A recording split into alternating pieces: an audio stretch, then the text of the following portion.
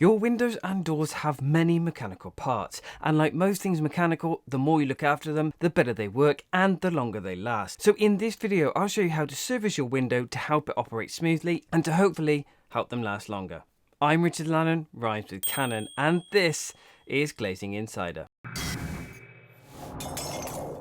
So to start off with, what do you need to service a window? You will need some oil. Now, I do prefer and recommend GT85 because it has PTFE with it, and this helps to lubricate and protect the component after the oil has evaporated. You can also use WD-40 if you haven't got GT85. However, this version does not have any lubricant with it, so it just basically oils and then evaporates away. So if you want to protect your components after, I recommend the GT85. There are versions of WD that do have some lubricant built in, so check that. But if you've got the choice, go with GT85. Next up, you need a screwdriver. Now, this will depend on the type of screws that hold your handle on. These could be Phillips, Posi, or flathead, so make sure you've got the correct one. Also, you will need some sort of a knife. Now, it's not necessary, but there is a cap on the handle that you need to remove, and it's a lot easier with a knife. And last but not least, it's not required, but it definitely helps, a coffee.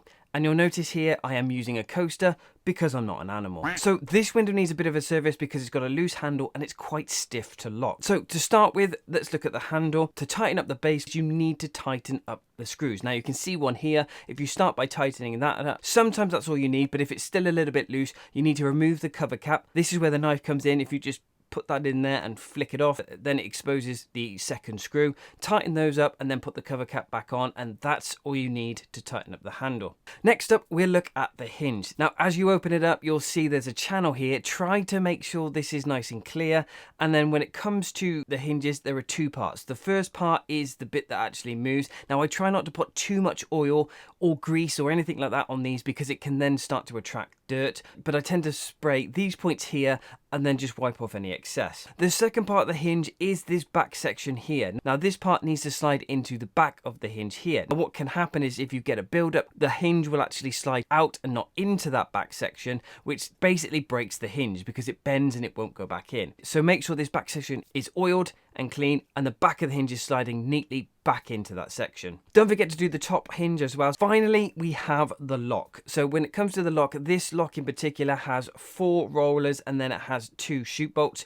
Spray all the moving parts and then make sure you get the oil in and use the straw that comes with the oil for control, and then just wipe off any excess that's there. But that's all you need to do when it comes to the lock. What you should find after this is that the whole window should close nicely and it should be a smoother motion when it locks. If you're still finding the window difficult to lock, then it may require an adjustment, which I will cover in a separate video. So if you want to see that, consider subscribing. If you've got any questions about this video or general glazing questions, feel free to leave them in the comments. If this video has been helpful at all, consider clicking the like button. Otherwise, thank you for watching.